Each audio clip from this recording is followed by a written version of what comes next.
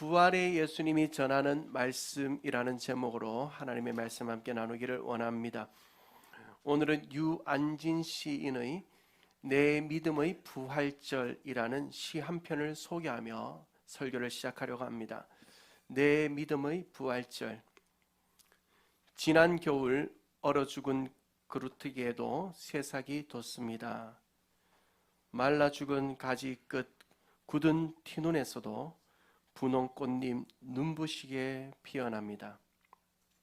저 하찮은 풀 포기도 거듭 살려내시는 하나님, 죽음도 물리쳐 부활의 증거 되신 예수님, 깊이 잠든 나의 마음, 말라 죽은 나의 신앙도 살아나고 싶습니다. 당신이 살아나신 기적의 동굴 앞에 이슬 젖은 풀 포기로 부활하고 싶습니다. 그윽한 믿음의 향기 풍겨내고 싶습니다. 해마다 기적의 증거가 되고 싶습니다. 2026년은 특별히 4월은 우리에게 너무 중요한 부활주일로 시작했습니다. 그 부활은 미래적인 사건만이 아니라 또한 과거에 있었던 경이로운 사건만이 아니라 오늘 현재 우리의 삶의 자리에서 경험할 수 있는 역사입니다. 그렇습니다. 부활은 현재형입니다. 그 현재형인 부활의 능력은 우리의 생명을 살려내고 우리의 삶을 살려내고 또한 유한진 시인의 시처럼 우리의 믿음을 살려낼 줄로 믿습니다.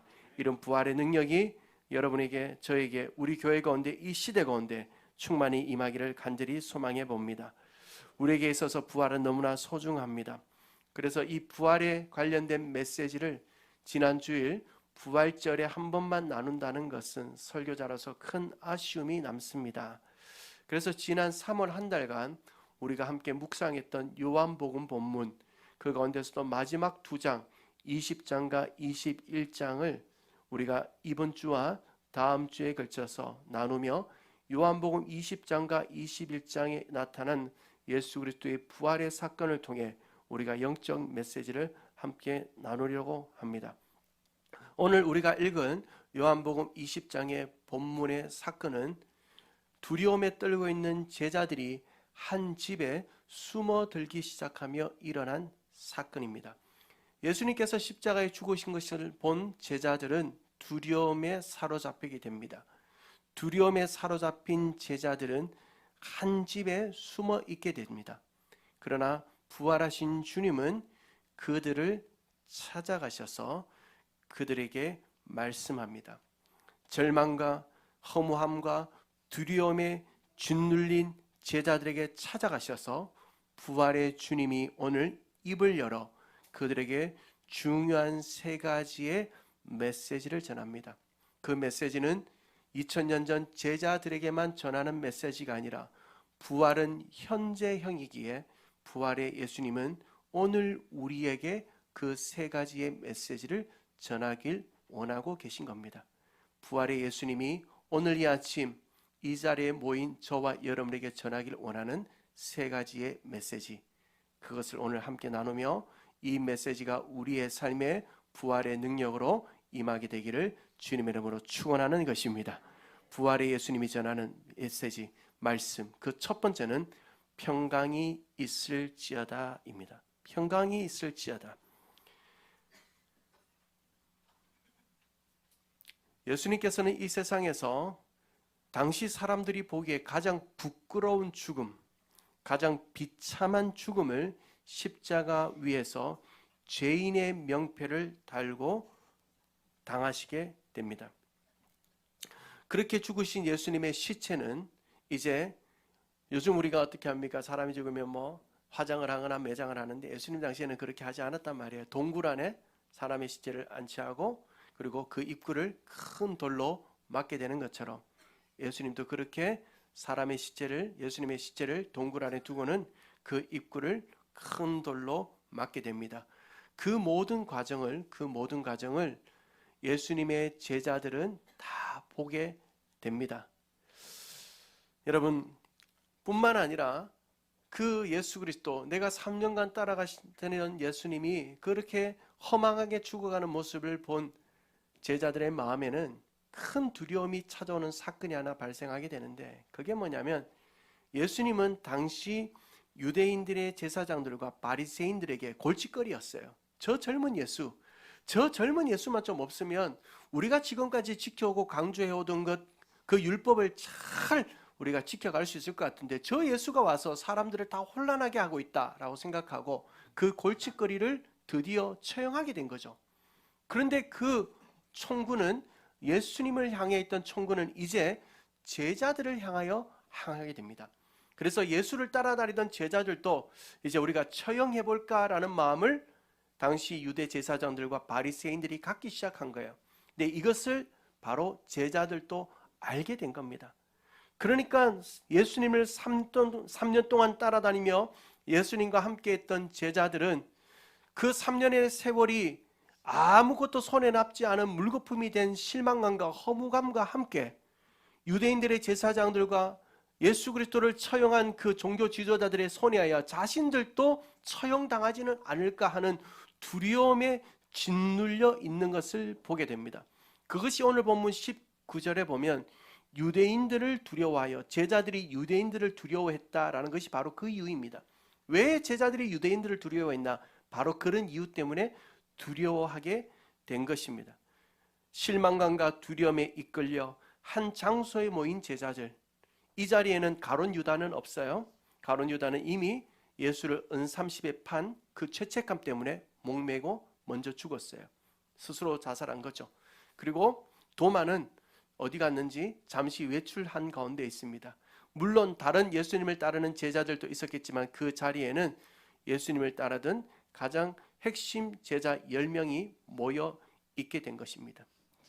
그렇게 모인 10명의 제자들의 마음과 삶의 상태가 어떠한지를 오늘 본문은 아주 중요한 문장 하나로 우리에게 알려주는데, 19절을 한번 보시면 제자들의 지금 상태가 딱 한 문장으로 고스란히 표현됩니다. 문을 닫았더니, 문들을 닫았더니 라는 이 표현입니다. 문들을 닫았다, 문을 닫았다라는 거예요.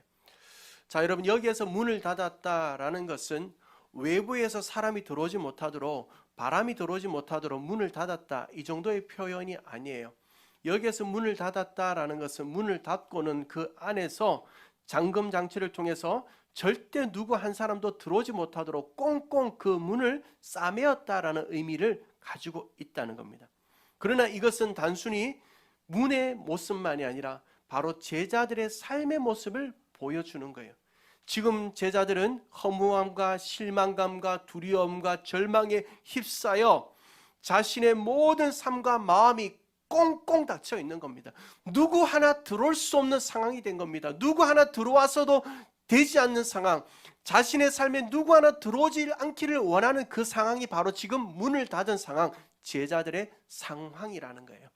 사랑하는 성도 여러분, 그러나 우리가 오늘 본문을 읽어 아는 것처럼 이렇게 문을 닫아도 그 문을 열고 오셔서 그들에게 역사를 주시는 분이 계십니다. 누구예요? 바로 예수님이에요.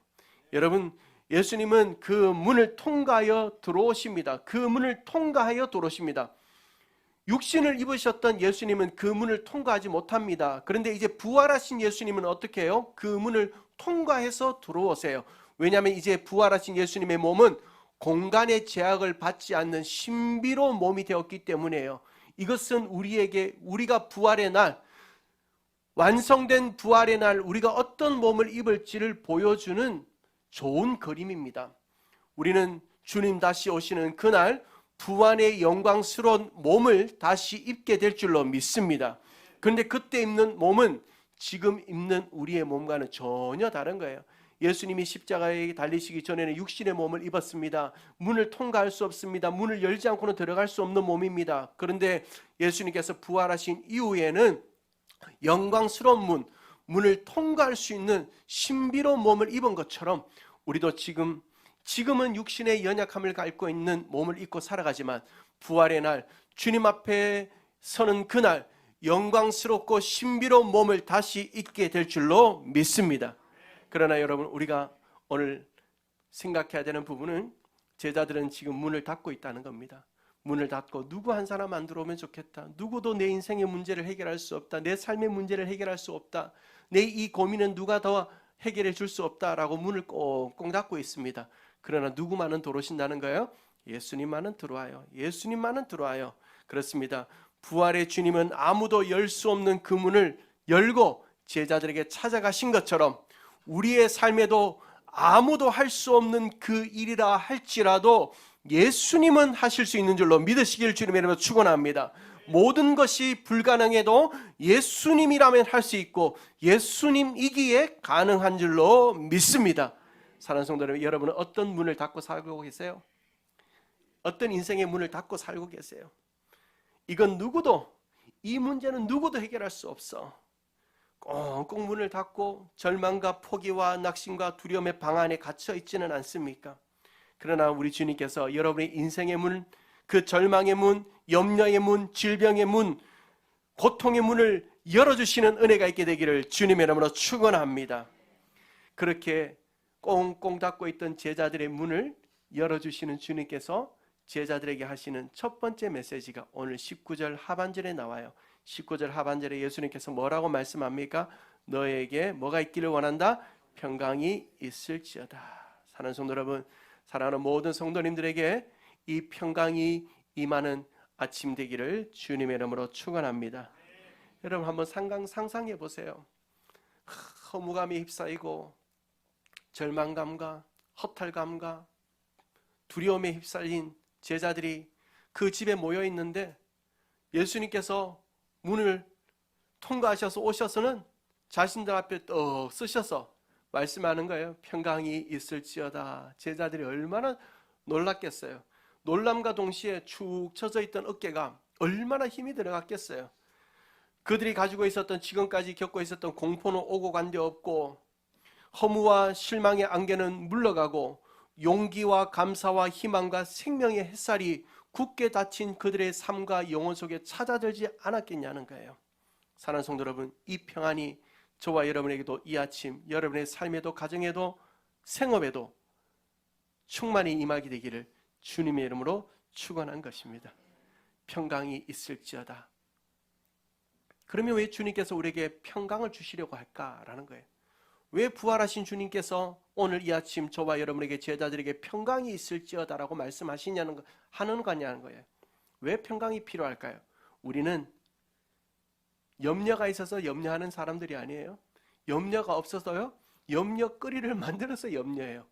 고민이 있어서 고민하는 사람 아니에요. 고민이 없으면요, 고민거리를 만들어서 고민하면서 평안이 깨트려지는 사람이에요. 그것이 우리 인간의 실존이에요. 그러한 인간이기 때문에, 그러한 사람이기 때문에 하나님은 우리에게, 예수님은 우리에게 어떤 것보다 평강이 필요하다는 걸 아세요. 평강이에요. 편안함이 아니라 편안함. 사람들이 이렇게 생각합니다.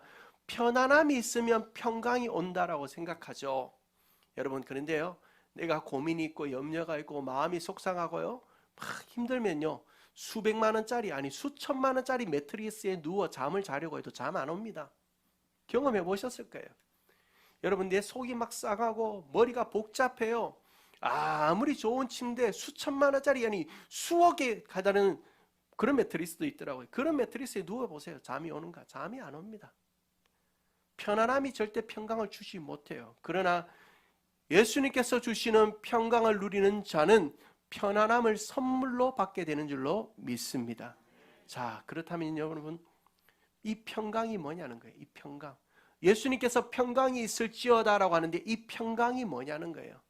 저는 두 사람의 이야기를 좀 전하며 이 평강의 실체가 무엇인지를 좀 말씀드리고 싶습니다. 우리에게 잘 알려진 한 사람, 나폴레옹, 다 아시죠? 나폴레옹 황제. 이 나폴레옹 황제가 인생의 말년에 세인트 헬레나 섬에서 유배 중이었던 시간이 있었습니다. 이때 한 사람이 찾아오죠. 그리고 나폴레옹에게 이렇게 묻습니다. 황제여, 폐하여, 지난 날들을 회상할 때 당신의 생애에서는 행복했던 날들이 얼마나 되십니까? 이 질문을 하던 사람은 기대를 했을 거예요. 왜요? 나폴레옹은 모든 것을 얻었던 사람이요, 또 많은 것을 정복했던 사람이니까 행복했던 날들이 얼마나 많았겠나 싶어서 물었죠. 그러자 나폴레옹이 이렇게 대답했다는 겁니다. 내 생애 전 생애를 걸쳐 내게 행복했던 시간은 단 일주일도 되지 않는다. 오대양에 넘실거리는 파도는 세상에 오고 간 사람들의 눈물이고, 육대주의에 부는 바람 소리는 세상을 살아간 인생들의 한숨 소리와 같다라는 거예요. 세상의 모든 것을 누렸고 모든 것을 얻었음에도 불구하고 나폴레옹은 평강을 얻지 못했다라는 것을 생각할 때, 우리가 지금 그토록 원하는 것, 그토록 얻길 원하는 것이 절대 평강은 아니라는 사실을 우리는 간접적으로 보게 됩니다. 그러면 평강이 뭐냐는 거예요. 평강. 나폴레옹과 전혀 다른 삶을 살았던 성경에 나오는 한 인물, 다윗의 인물을 우리는 기억합니다. 다윗은 그 인생이 험난하기로, 고통스러웠기로 누구에게도 뒤처지지 않는 삶을 살았던 사람입니다. 다윗에게 있어서 기뻤던 시간은 골리앗 이겼던 잠시의 기쁨밖에 없어요. 그런데 다윗의 전 생애를 보면 사울에게 쫓기며 죽음의 위기를 수없이 넘깁니다. 배신을 얼마나 당하는지요. 그래서 다윗이 그런 고백도 하잖아요. 내가 음식을 먹기는 먹었는데 그것을 삼킬 수가 없다. 그 정도로 고통스러운 세월들을 보냈습니다. 그리고 다윗에게는 어떤 일들이 있었습니까? 압살롬, 다윗의 아들 중에 압살롬, 이 이름도 이상해. 압살롬이, 그 놈이 다윗을, 자신의 아버지를 잡아 죽이려고 하는 거예요. 다윗의 자리에, 왕의 자리에 오르고 싶어서 그 압살롬이, 그 놈이 아버지를 죽이려고 하는 거예요. 여러분 같으면 어떻겠어요? 내 아들이 나를 죽여서 내가 가지고 있는 것을 빼앗으려고 한다. 얼마나 속이 상하겠어요. 화가 나겠어요. 그런데 그 다윗이 그런 상황 속에서 지은 시편을 한번 볼까요? 시편 4편에 보면 이런 고백이 나와요. 7절에 보니까 주께서 내 마음에 두신 기쁨은 그들의 곡식과 새 포도주가 풍성할 때보다 더하나이다. 뭔가 이상하지 않아요? 아들에게 쫓기고 있는데, 아들이 나를 죽이려고 하는데, 8절에 내가 평안히 눕고 자기도 하리니 잠이 오나요? 근데 나를 안전하게 살게 하시는 이는 오직 여호와다 라고 고백해요. 화가 나고 분하고 원통하고 그럼에도 불안한 저 상황 속에서 무엇으로 하여금 다윗은 평강을 누리고 있냐는 거예요. 왜 나폴레옹은 모든 것을 가졌음에도 불구하고 평강을 누리지 못했냐는 거예요. 여기에 답이 있잖아요. 오직 여호와, 오직 여호와. 사랑하는 성도 여러분, 평강은 예수 그리스도가 주시는 겁니다. 그렇게 예수가 있는 자는 평안한 자요, 평강을 누리는 자요, 예수가 없는 자는 평강이 없는 자요, 편안함을 누리지 못한다는 사실을 이 아침에 확실히 믿게 되기를 주님의 이름으로 축원합니다. 우리의 삶에 평강이 있고 없고는 다른 것의 차이가 아니에요. 내게 예수가 있느냐 없느냐예요. 내 가정에 예수가 있느냐 없느냐예요. 사랑하는 성도 여러분, 그 예수님을 여러분의 영혼 속에, 삶 속에 온전히 모셔드림으로 말미암아 하나님이 주시는 평강이 가득하여 그 평강이 주시는 편안함도 누리시는 우리 성도들 되기를 주님의 이름으로 축원합니다. 우리 찬송가 가운데 이런 찬양이 있죠. 평화 평화로다 하늘 위에서 내려오네. 같이 한번 불러볼까요? 평화 평화로다 하늘 위에서 내려오네.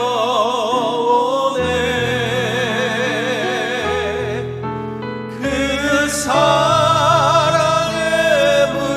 물결이 영원토록 내 영혼을 덮으소서. 아멘. 이 하늘의 평강이, 평화가 여러분에게 있게 되기를 주님의 이름으로 축원합니다. 여러분, 전쟁 때문에 힘들죠. 아마 직격탄을 맞으신 분들도 많을 거예요. 여러분, 평강을 누리십시오. 예수님 안에서 평강을 누리십시오. 그 예수님께서 말씀하십니다. 평강이 있을지어다. 여러분에게 평강이 있게 되기를 주님의 이름으로 축원합니다. 부활의 예수님이 우리에게 전하는 두 번째 메시지는 너희를 보내노라입니다. 너희를 보내노라. 부활의 주님께서 오셔서 제자들에게 평강이 있을지어다 라고 말은 했는데 제자들이 잘 믿지를 못한 것 같아요. 의심한 것 같아요. 그래서 예수님께서 제자들에게 이렇게 얘기하죠. 얘들아, 여기 와봐라. 와서 내 손을 좀 봐라. 그런데 옆구리를 좀 보아라. 예수님께 가서 보았더니만 손에 못자국이 그대로 있어요. 옆구리에 창자국이 그대로 있어요. 그 부활의 주님, 나를 위하여 십자가 지신 주님을 보고 나니 그들이 어떻게 했다고 하냐 하면, 오늘 본문 20절을 한번 볼까요? 이 말씀을 하시고 손과 옆구리를 보이시니 제자들이 주를 보고 어떻게 했다? 기뻐하더라. 기뻐하더라. 사랑하는 성도 여러분, 여기에서 우리가 중요한 사실을 하나 발견하는 것이 있어요. 예수 그리스도의 십자가의 은혜를 확인하고 부활의 주님을 만나는 것이 참된 기쁨인 줄로 믿습니다. 이 기쁨이 있게 되기를 주님으로 축원하는 것입니다. 사랑하는 성도 여러분, 그렇게 주님으로 인하여 기쁨을 누린 제자들에게 예수님께서는 두 번째 메시지를 전하세요. 21절에 보면 예수께서 이르시되 너희에게 평강이 있을지어다. 아버지께서 나를 보내신 것 같이 나도 이제 너희를 어떻게 한다? 보내노라. 보내노라. 사랑하는 성도 여러분, 오늘 이 사건 속에서도 우리는 중요한 두 가지의 단어를 발견합니다. 예수님은 자신에게 와서 십자가에 달리신 손과 옆구리를 보라. 그리고 너희를 보낸다 라고 얘기합니다.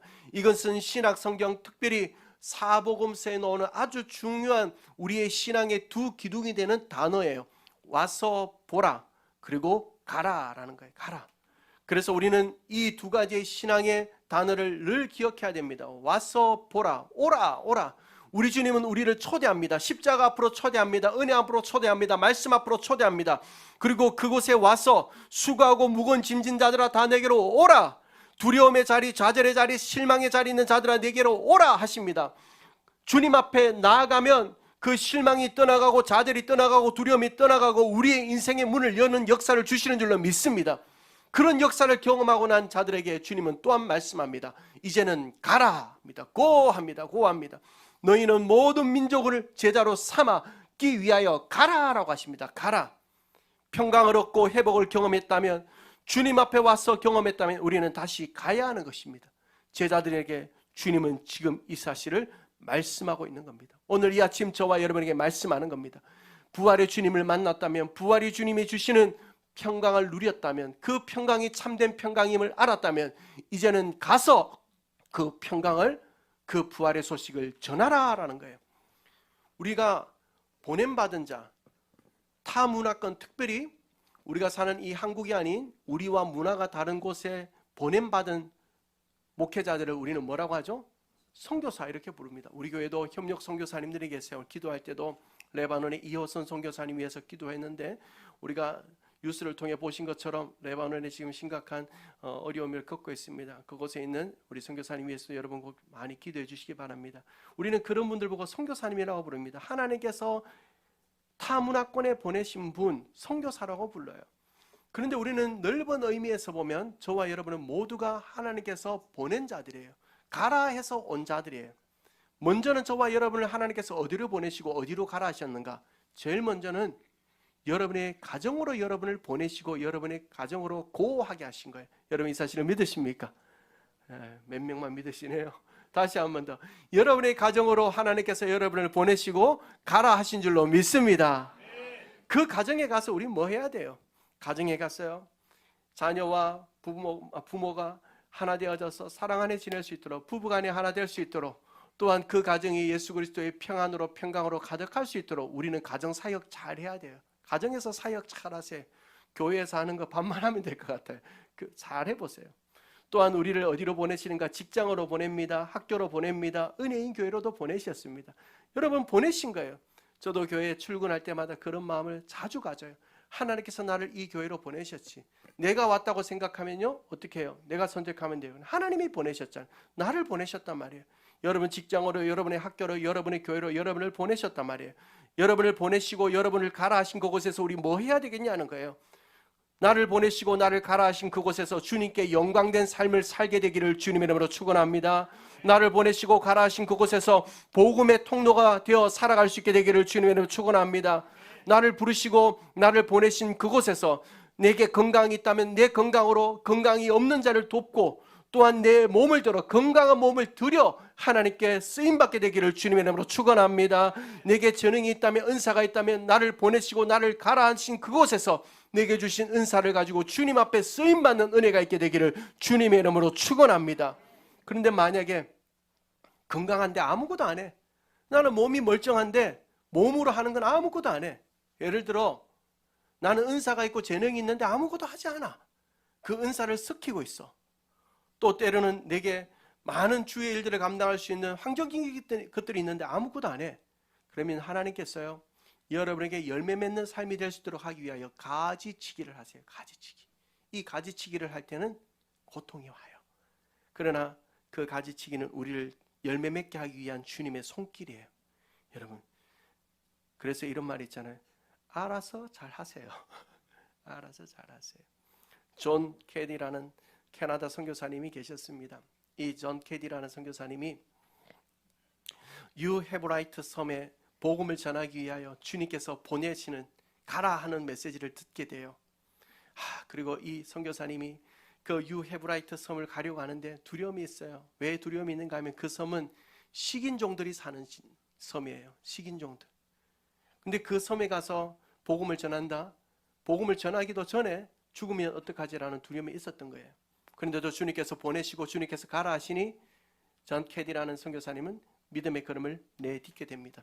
그리고 그곳에서는 그는 열심히 사역합니다. 원주민들과 함께 사역하고 살아가며 그들에게 복음을 전합니다. 그렇게 그곳에서 그는 세상을 떠나게 됩니다. 그리고 그의 비문에는 마지막 이 글을 남기게 되는 거예요. 1848년 그가 이 섬에 상륙했을 때, 존 캐디 선교사님이 이 섬에 상륙했을 때 기독교인들이 하나도 없었다. 그러나 그가 1872년 주님의 품에 안겼을 때에는 이 섬에 식인종이 하나도 없었다. 참 멋진 고백 아닙니까? 우리가 주님께서 보내신 그곳에서 가라 하신 그곳에서 우리의 가정에서 학교에서 우리의 삶의 터전에서 우리의 교회에서 저와 여러분이 이런 멋진 비문 하나는 남길 수 있는 인생이 되기를 주님의 이름으로 축원합니다. 주님은 우리에게 오라 하십니다. 와서 주의 은혜를 누리라. 와서 주님을 만나라. 와서 평강을 누리라 합니다. 그리고 여러분에게 말씀합니다. 너희는 가라. 세상으로 가라. 가정으로 가라. 직장으로 가라. 그곳에서 주의 복음의 통로로 살라라고 말씀합니다. 이것이 부활의 예수님이 오늘 이 아침 저와 여러분에게 전하는 말씀임을 믿을 수 있게 되기를 주님의 이름으로 축원합니다. 마지막 세 번째로 우리 주님은 우리에게 이렇게 말씀하십니다. 성령을 받으라. 성령을 받아라. 부활하신 예수님이 문을 굳게 닫고 있던 제자들을 찾아와 처음으로 하신 말씀은 평강이 있을지어다입니다. 그리고 그분은 다시 제자들에게 너희를 보낸다. 너희는 가라라고 말씀합니다. 그리고 마지막으로 예수님은 숨을 크게 내쉬며 말씀합니다. 성령을 받으라. 오늘 본문 22절을 같이 한번 볼까요? 22절입니다. 한 번만 더 같이 읽습니다. 시작. 이 말씀을 하시고 그들을 향하사 숨을 내쉬며 이르시되 성령을 받으라. 성령을 받으라. 주님께서 말씀하십니다. 우리 주님도요 교단적으로 따지면 약간 순복음파예요. 순복음파. 왜냐하면 우리 주님은 성령을 아주 강조하셨어요. 예수님께서 십자가에 달리시기 전에 성령에 대해서 계속 얘기하세요. 요한복음 14장, 15장, 16장 이걸 우리 다락방 강화라고 하는데 다락방에서 말씀을 전하셨다는 거예요. 거기에 주된 내용이 포커스가 이제 성령이 오신다는 것에 대한 약속을 우리에게 가르쳐 주시는 거예요. 요한복음 14장 16절 보면 내가 아버지께 구하겠으니 그가 또 다른 보혜사 파라클레토스 우리 옆에서 돕는 분을 너에게 주사 영원토록 너희와 함께 있게 하겠다. 누굴 보내시겠다는 거예요? 성령님을 보내시겠다는 거예요. 그리고 요한복음 14장 26절 같이 한번 읽어봅시다. 시작. 보혜사 곧 아버지께서 내 이름으로 보내실 성령 그가 너희에게 모든 것을 가르치고 내가 너희에게 말한 모든 것을 생각나게 하리라. 아멘. 누굴 보내겠다는 거예요? 보혜사 성령님을 보내주시겠다는 성령님이 얘기해요. 요한복음 16장 13절에서 시작. 그러나 진리의 성령이 오시면 그가 너희를 모든 진리 가운데로 인도하시리니 그가 스스로 말하지 않고 오직 들은 것을 말하며 장래일을 너희에게 알리시리라. 아멘. 여러분 예수님은 십자가에 달리시기 전에 성령이 이제 오신다. 성령을 보내실 거다. 성령이 오셔서 너희들을 인도할 것이다 라고 말씀해요. 그런데 제자들이 알아듣지를 못해요. 도대체 이게 무슨 말씀인지를 몰라요. 왜요? 성령이 그들에게 임하지 않았기 때문에요. 성령을 받기 전이라는 거예요. 제자들이 성령을 받기 전에는 예수님의 말씀을 깨닫지 못해요. 우리도 동일해요. 신앙의 삶도 동일해요. 성령을 받기 전에는 신앙의 진리를 희미하게밖에 몰라요. 그러나 성령을 받으면 그 신앙의 진리를 깨닫게 되는 거예요. 말씀을 읽어도 이것이 흐릿흐릿해요. 이 말씀이 내 삶에 적용되고 이 말씀이 내 삶의 길이 되고 방향이 되지 않아요. 그러나 성령을 받으면 달라져요. 기도에 힘이 없어요. 찬송에 힘이 없어요. 왜요? 성령을 받기 전에는 그런 역사가 나타날 수가 없는 거예요. 그런데 여러분, 예수님은 성령을 받으라, 성령을 받으라, 성령이 오신다. 십자가 지기 전에는 말씀하셨어요. 그런데 지금 오셔서 뭐라고 하세요? 십자가에서 다시 사신 부활의 주님께서 제자들에게 오셔서 오늘 이 아침 우리에게 오셔서 뭐라고 말씀하세요? 성령을 받으라 해요. 받으라 해요. 받으라는 건 무슨 말이에요? 성령이 이제 약속하신 그 성령이 우리에게 뭐 한 거예요? 오셨다는 거예요. 여러분 믿으십니까? 구약에서는 뭐예요? 구약에서는 예수님이 오신다, 구원자가 오신다. 구약 성경에는 예수님의 오심에 대한 이야기잖아요. 예수님이 오셔서 우리를 구원한다, 우리의 눈물을 닦아주신다, 참된 희년의 축복을 우리에게 주시는 그분이 오신다, 평강의 주님이 오신다. 구약의 이야기예요. 신약에 와서는 뭐가 돼요? 예수님의 오신 이야기예요. 예수님이 오셨다는 거예요. 신약의 이야기예요.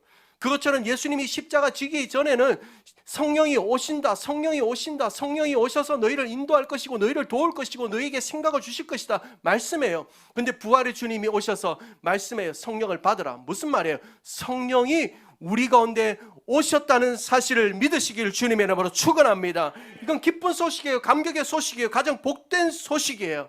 자, 그러면 여러분, 저와 여러분이 성령이 오셨다면 성령을 받으라 하신 주님, 우리에게 성령을 받으라 하시네요. 어떻게 받아요? 성령을 어떻게 받습니까? 신앙은 때때로요, 너무 어린아이 같은 마음을 가질 때 그 진리가 깨달아질 때가 있어요. 제가 여기 성경책이 한 권 있는데 여기 앞에 있는 이면아 집사님에게 오늘 머리가 참 잘 됐네요. 반주하는 자매님. 자, 이면아 집사님에게 집사님 이것 좀 성경 좀 받으세요 하면 어떻게 하면 돼요? 받으면 돼요. 그냥 이거 모르면 반주할 자격이 없어요. 이거 받으라 하면 받으면 돼요. 우리 마음 가운데 이런 어린아이 같은 순수한 마음이 필요해요. 주님께서 우리에게 성령을 받으라 하셨으니 내가 성령을 받기를 원합니다. 내 안에 임하여 주셔서 성령님으로 충만하고 성령님과 함께하는 삶을 살게 하여 주옵소서. 그 기도로 주님 앞에 나아가 성령을 받으며 사시는 은혜가 있게 되기를 주님의 이름으로 축원합니다. 성령을 받으면 우리의 인생이 달라집니다. 우리의 길을 성령님께서 인도하십니다. 진리 가운데 우리 살게 합니다. 우리가 가야 할 길을 성령님께서 가르쳐 주세요. 성령을 받으면 우리의 찬송이 달라져요. 기도가 달라져요. 우리의 신앙에 참된 기쁨과 능력이 임해요. 성령을 받으면 형식주의에서 벗어나요. 참된 열매가 있는 신앙인이 돼요. 성령을 받으면 저와 여러분이 무엇을 위해 살아가야 할지 꿈과 비전을 주십니다. 사도행전 2장 17절에 하나님이 말씀하시기를 말세에 내가 내 영을 모든 육체에 부어주리니 자녀들은 예언하고 젊은이들은 환상을 보고 늙은이들은 꿈을 꾼다. 다른 이야기가 아니에요. 다 하나님의 나라와 비전에 대해서 내가 무엇 먹고 살 것인가, 얼마나 남길 것인가 꿈꾸던 사람들이 이제 주님의 나라를 위해서 뭐 하며 살까, 이 꿈과 이 비전을 가지게 된다는 거예요. 성령이 오실 때 우리의 말에 생명력이 나타나요. 남을 찌르는 말, 남에게 상처 주는 말만 하던 사람들이 그 생명력이 있는 말을 가지게 돼요. 자기중심적인 태도에서 벗어나요. 인격의 변화가 나타나요. 재정적인 태도의 변화가 나타나요. 타인을 대하는 태도가 달라져요. 가정생활에도 변화가 나타나요. 성령이 임함으로 여러분의 가정생활이 변화되기를 주님의 이름으로 축원합니다. 그리고 성령이 임하면요, 아멘도 잘하는 줄로 믿습니다. 여러분, 이런 성령을 받기를 사모하시고 성령을 받으시기를 주님의 이름으로 축원합니다. 무엇보다도 성령을 받으면 우리 믿음의 변화가 나타나요. 오늘 유한진 시인의 내 믿음의 부활절이라는 시 한 편으로 말씀을 시작했는데, 여러분 오늘 이 자리에 여러분이 오셨다는 건 어느 정도의 믿음이 다 있다는 거예요. 다 어느 정도 기본적인 믿음은 있으니까, 자그마든 크든 믿음이 있으니까 주님 앞에 온 거예요. 안 그러면 이 아까운 시간 여기 왜 왔겠냐는 거예요. 1부 때도 2부 때도 많은 분들이 왜 오셨겠냐는 거예요. 어느 정도 믿음은 있다는 거예요. 그런데요, 그 믿음은 성령 받기 전에 연약해요. 조금만 유혹이 오면 흔들리고 넘어지고, 조금만 시련이 와도 예수님 떠나려고 하는 그런 연약한 믿음이에요. 또 그런 믿음은요, 세월이 가면은 그냥 자절로 자라는 게 아니에요. 세월이 가면 성령 받기 전에 믿음은 형식만 남아요. 열매가 없어요. 능력이 없어요. 가까이 가서 보면 잎사귀는 무정하죠. 오래 믿은 세월의 잎사귀는 무성해요. 근데 그 안에 열매가 하나도 없단 말이에요. 요즘 우리가 보는 교회들의 모습이 그렇지 않나요? 안타까운 모습. 교회가 없는 거 아니잖아요. 교회가 얼마나 많습니까? 여러분 나가면 길 건너에도 교회가 있고 뒤에도 교회가 있고 교회가 넘쳐나요. 교회는 넘쳐나는데 그 안에 능력을 잃어가고 있어요. 성도들이 떠나고 있어요. 사람들의 지탄의 대상이 되고 있어요. 사람들이 기독교를 안 믿어준대요. 예수 믿는 사람의 신뢰를 다 잃어가고 있어요. 왜 그럴까요? 우리의 믿음에, 우리 교회 안에 성령의 은혜가 없기 때문인 줄로 저는 생각합니다. 성령을 받으면 우리 믿음이 달라집니다. 믿음이 달라진 사람들이 모이면 교회가 달라집니다. 우리의 믿음이 견고해집니다. 흔들려지지 않습니다. 뜨거워집니다. 그리고 그 뜨거운 믿음은 하나님의 역사와 하나님의 기적을 경험하는 통로가 될 것입니다. 무엇보다도 성령의 불이 임해서 우리의 믿음 가운데 불이 붙어요.